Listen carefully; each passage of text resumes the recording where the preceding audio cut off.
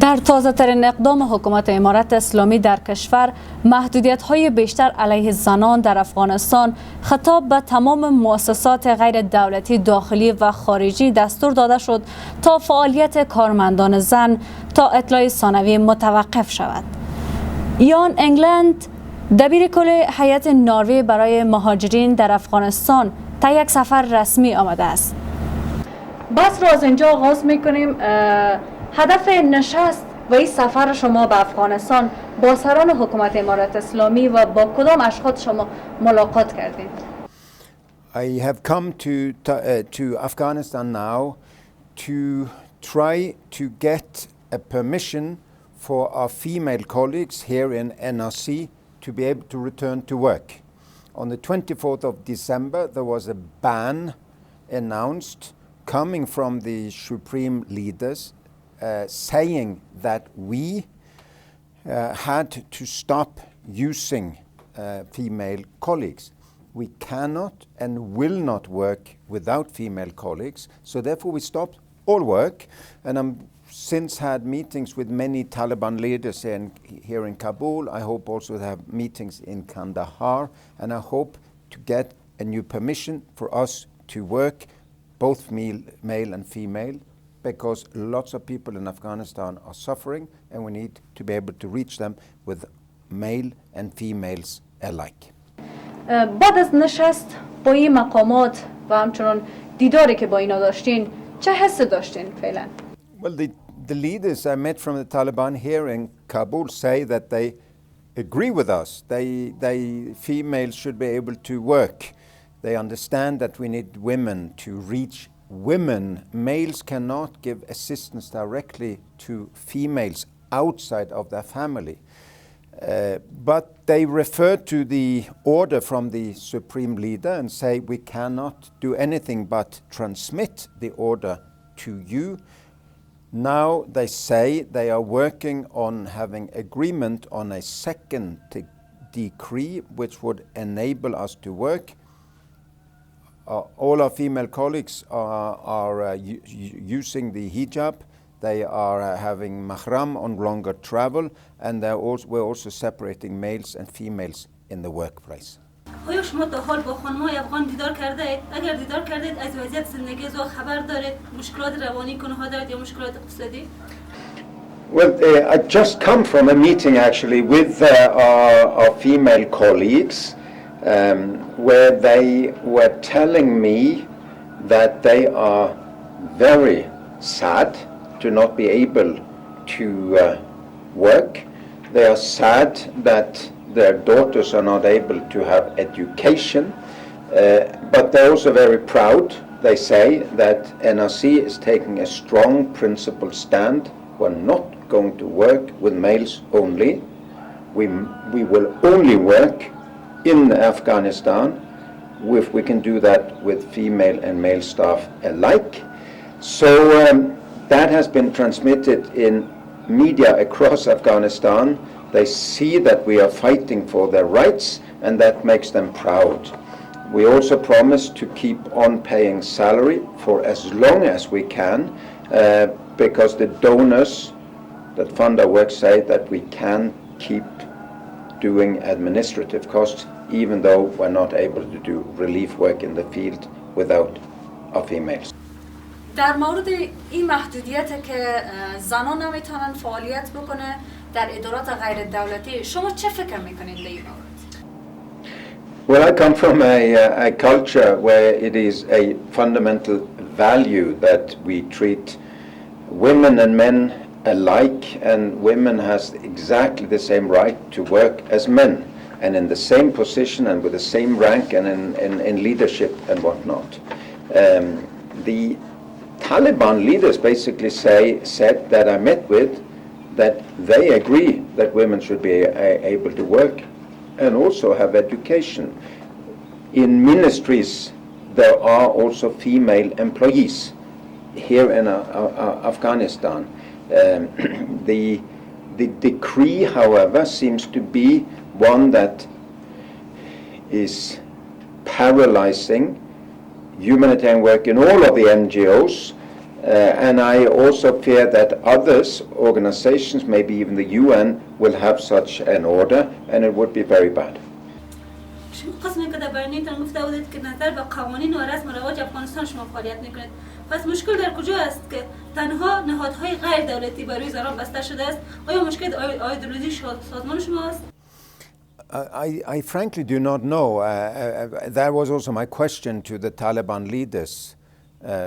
Since we adhere to all of the rules and the traditions in Islam and in Afghanistan for dress, for travel, for workplace, and since we had no warnings from the Taliban, even inspections showed that everything was fine with NRC, why did we then get the ban? What they say is that there has been complaints that in some organizations there were some who did not respect the hijab. My answer to that is say, why don't you give a warning to those organizations? Why ban all hundreds of organizations at the same time? It is devastating for Afghanistan, for all of the people we try to help. آیا بدون کارمند زن شما میتونین کارهای اداریتان را پیش ببرین؟ Well, it's two reasons really. The first is that we're not able to do effective work with males only. Afghan males cannot go straight to a widow or a single mother or to other women outside of his own family and give help or to do needs assessment or to do advisory or monitoring services. So there would be less help for women. Second reason is that we are a principled employer. We work in the whole world. We have 16,000 humanitarian workers in the world. We're not going to sacrifice our global principles as a good employer for an extreme decree. So we will not either exclude our 470 female staff here in Afghanistan, which would be the effect of this ban. We're not going to leave one big group of our employees aside.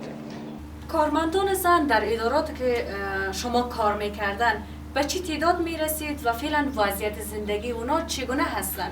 آیا از اونا اطلاع دارین شما؟ Their life is miserable at the moment, but so are the males. No one's working. The females are at home hoping to be called back to work.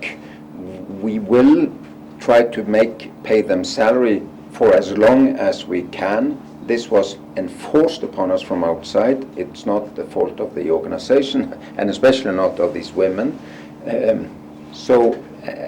I'm working to change it. I'm speaking to all media in Afghanistan. I'm speaking to the Taliban directly in Kabul. I hope to do it in Kandahar. I'm talking to foreign embassies, Iran, Qatar, Turkey, and we have a lot of support. So we hope that to be a second decree that enables females to work again according to Afghan traditions and values. افغانستان در سخت‌ترین شرایط اقتصادی به سر میبره و سازمان شما به 700,000 افغان کمک میکنن. آیا فکر نمیکنین که بسته شدن این کمک ها باعث میشه که بیشتر از 700,000 نفر در افغانستان زیانمند شود؟ I feel it's terrible. At the time being, today it was snowing, cold, miserable. There are many people who have no heating. They are out in the open. They have very bad tents. Many are hungry. Many do not have water and sanitation. All of the things that we can give to them. But we did not stop our work voluntarily. We were forced to stop. It was a decree that stopped us. If we can work with female and male staff, we will start to do our operations again tomorrow. And that is the message to those who came with a decree. You forced us to stop. You make your own people suffer. آقای گلند، از دیدگاه شما جایگاه زنان چگونه هست در جامعه فعلی در افغانستان و هم قسم در دنیای خارج چگونه هست؟ Well, it's very different traditions. Afghanistan does not have the same resources and opportunities for women that there is in Norway. I hope one day that there will be the same possibilities for education, for work, for participation, for free travel for Afghan women as there is for Norwegian women. A few generations back, there was also very limited education for Norwegian women. My mother got much less education than my daughters are getting. I hope for the same progress in Afghanistan. آن عده بانوانی که از ادارات که شما کار میکردن فعلا بیکار هستن، آیا معاش دریافت میکنن از طرف شما یا سازمانتان؟ Yes, they are. Same salary. و از لحاظ روحی چگونه با اونا رفتار میکنین؟ Well, we have no capacity to do individual psychological services, but the best way of keeping people alert is to discuss with them what to do. So today I met with one group. I've had one staff meeting already. I'll have another staff meeting tomorrow, and they understand we are fighting for their rights. We're fighting for them, and they are very appreciative of that. بسته شدن نهادهای بشردوستانه یا هم سازمانهای بشردوستانه و منجمد شدن پولهای افغان‌ها به نظر شما نقض حقوق بشر نیست؟ No, well, as I already said, we are adhering to our own principles. We cannot work without women because we will not be able to reach women with males, and we need to reach the most vulnerable. And secondly, we also have values, and one of our values is that we do not exclude part of our workforce, all women, in our operations. Then we cannot work. I am hopeful we will see a change. اگر قرار باشه با حکومت امارت اسلامی تعامل داشته باشین، این تعامل شما شامل کدام بخش ها خواهد بود و همچنان چگونه خواهد بود؟ It's hard to. What we are saying is that as long as males and females are allowed to work and there is no significant limitations on the way females can work, we are pragmatic on issues like dress or the separation of males and females in the workplace and even travel. Yes, we can do changes there. We have female staff that go in burqa in some very traditional parts of the country. Paktika, for example, they go in burqa.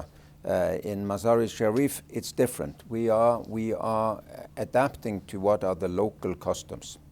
حکومت امارت اسلامی گفتن که کمک هایی را که شما انجام میتین همیشان بشردوستانه هستن و بشری هستن و نباید به خاطر بعض قوانینی که در کشور گرفته میشه اونا رو شما متوقف بسازین. شما در این مورد چی گفتنی دارین؟ Well, I agree with that. We're not using the help or lack of help as a demand. We are informing them that they force us to stop, which should be an incentive for them to change the edict and to allow us to work in Afghanistan as we do in all other Islamic countries in the world.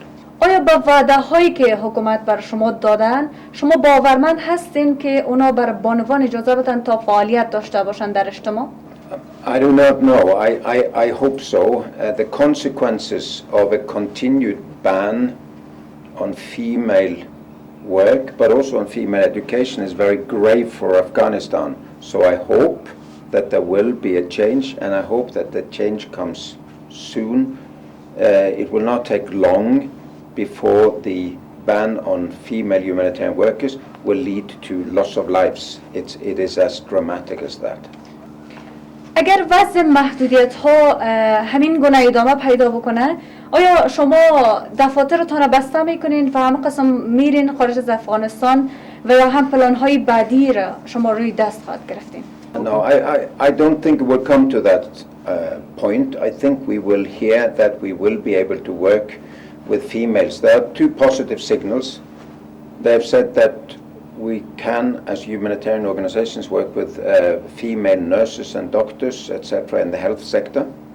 And there is also now a rule saying we can work with female teachers in primary school. So we may start education again with female and male teachers, female and male administrators. I hope that we will also have that kind of permits, either sector by sector or region by region.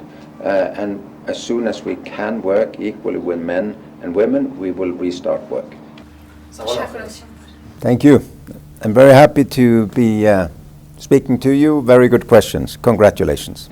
گفتگوی کوتاهی داشتیم با آقای یان انگلند، دبیرکل هیئت ناروی برای مهاجرین که صحبت‌های با اینا داشتیم. میتونین که شما گفتگوهای ما را در رسانه دی افغانس از طریق یوتیوب چینل ما همیشه بیننده باشین و ما را دنبال بکنین.